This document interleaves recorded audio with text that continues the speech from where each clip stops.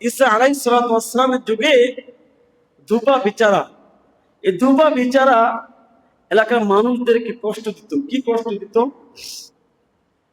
নতুন কাপড়গুলো সে বেশি দামে অন্য কারোর কাছে পাল্টে দিত, অদল বদল করে দিত। এটা তার নিয়ম ছিল। এলাকার মানুষ ঈসা নবীর কাছে চলে গেলেন। ঈসা নবীকে বললেন, আল্লাহর পয়গম্বর ঈসা, আমরা এই ধোপার যন্ত্রণা অতিষ্ঠ হয়ে গেছি। আপনি ধোপার ব্যাপারে আল্লাহর কাছে কিছু প্রার্থনা করুন, আল্লাহ তাআলা যেন এই ধোপাকে দুনিয়ার মাঝে না রাখে। ঈসা পয়গম্বর আল্লাহর কাছে দোয়া করলেন। দোয়া করার সঙ্গে সঙ্গে এখন আল্লাহর তরফ থেকে যে আহ্বান, যে ইলহাম আসছে, এলাকার সমস্ত লোকদেরকে জানিয়ে দিলেন যে এই ধোপা বিচারা আজকের দিনটা জীবিত থাকবে, কালকে সে দুনিয়াতে বিদায় নিয়ে চলে যাবে। এলাকার মানুষ খুব খুশি। এখন যেহেতু ধোপা সে আগামী কালকে সে কাপড়গুলো ধোয়ার জন্য তার নিয়ম মোতাবেক সে ঘাটে যাবে কাপড়গুলো নিয়ে। ঠিক টাইম হয়ে গিয়েছে, সমস্ত কাপড়গুলো নিয়ে ধোয়ার জন্য ঘাটের দিকে রওনা করেছে। দুপুরে খাবারের জন্য 3টে রুটি সাথে নিয়ে গেছে ধোপা বেচারা। যাইতে যাইতে যাইতে যাইতে পথের ভিতরে এক ভিখারি সোয়াল করলো, একদিন হয়ে যায়, 2 দিন হয়ে যায়, খাবার নেই, ক্ষুধার যন্ত্রণায় আমি দিন রাত পার করছি।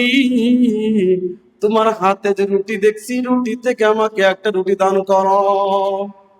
ধোপা বেচারার সঙ্গে সঙ্গে একটি রুটি দান করলো।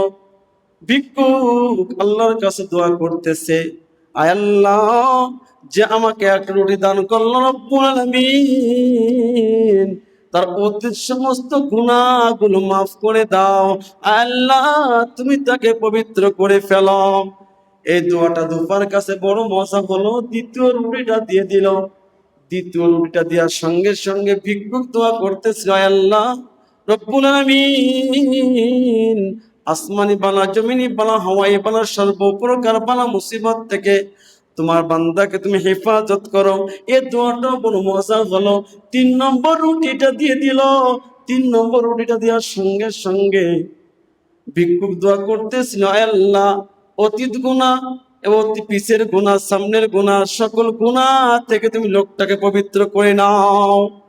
আমার ভাইয়ের আমার, যখন এই দোয়াগুলো করতেছিল আল্লাহর কাছে, সঙ্গে সঙ্গে ভিক্ষুকের দোয়া কবুল হয়ে গেছে। ওদিক দিয়ে যখন ধোপা বিচারা কাপড়গুলো ধৌত করতেছিল, সন্ধ্যা হয়ে গেছে, কাপড়গুলো ধৌত করে বাড়ির দিকে ফিরে আসছিল। আর যে সমস্ত লোকের অপেক্ষায় আছে ধোপার মৃত্যু হয়ে যাবে, তার মৃত্যু দেখার জন্য ঘাটের চারপাশে মানুষগুলো অপেক্ষা করতেছে। সবাই লক্ষ্য করলো, না না না, ধোপার তো কিছু হলো না, ধোপা জীবিত ভাবে ফিরে আসছে। ঈসা পয়গম্বরের কাছে খবরটা পৌঁছে গেছে। আল্লাহর পয়গম্বর ঈসা বললেন, যাও যাও যাও, ধোপাকে আমার নিকট নিয়ে আসো। আল্লাহ রাব্বুল আমিন আমাকে ওয়াদা দিয়েছে, এই ওয়াদা কখনো বিফলে যাইতে পারে না। যখন ধোপা বেচারাকে যখন ঈসা পয়গম্বরের কাছে হাজির করা হলো, ঈসা পয়গম্বর ধোপাকে জিজ্ঞাসা করলো, আল্লাহর বান্দা ধোপা, তুমি এমন কি নেক আমল করেছো আজকের দিনে? আজকের দিনে আমি এই নেক আমল করেছি, একজন ভিক্ষুককে আমি 3টা রুটি দান করেছি, আর 3টা রুটির বিনিময়ে সে আমাকে সুন্দর সুন্দর দোয়া দিয়েছে। এটাই তো বড় ব্যাপার, এটাই তো বড় ব্যাপার, তোমার দোয়াটা আল্লাহর কাছে কবুল হয়ে গেছে। তবে তো তোমার কাপড়ের গাঁটটিটা খোলো। ধোপা বেচা যখন কাপড়ের গাঁটটিটা খুললো, খোলার সঙ্গে সঙ্গে তাকাই দেখে বড় একটা বিষধর সাপ। সাপকে জিজ্ঞাসা করলো, আল্লাহর পয়গম্বর ঈসা, আসওয়াদ, তোমাকে আল্লাহ এখানে কি জন্য পাঠাইছে? সাপের সঙ্গে সঙ্গে জবান খুলে গেছে।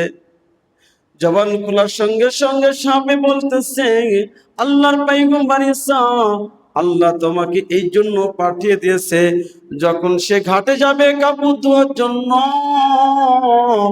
যখন সে কাপড়গুলো ধৌত করবে, আমি সুযোগে তাকে আঘাত দিব, সে মৃত্যুবরণ করবে। এই যে আমার মুখে লাগাম লাগিয়ে দিয়েছে, আমার মুখে একটা লোহার বেড়ি আপনি দেখতেছেন।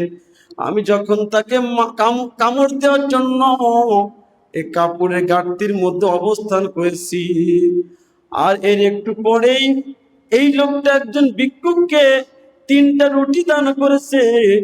3টা রুটি দান করার সঙ্গে সঙ্গে আল্লাহ রাব্বুল আমিন একজন ফেরেশতা পাঠায় দিয়েছে আমার কাছে। ফেরেশতা আসিয়া আমার মুখে লোহার লাগাম লাগাইয়া দিয়েছি, যেই কারণে আমি এই লোকটাকে সো মারতে পারি নাই, যেই কারণে লোকটাকে আমি কামড় মারতে পারি নাই। সময় তো হাজির, এই জন্য আমার দান গোপনীয় দান। আমি দান করব গোপনীয় দান, যে হাসর ময়দানে 7 শ্রেণীর মানুষ রহমতের ছায়া পাবে। এর মধ্যে এক প্রকার আছে, যে ব্যক্তি ডান হাত দান করবে বাম হাতে জানতে পারবে না, এমন ভাবে গোপনীয় ভাবে দান করতে হবে।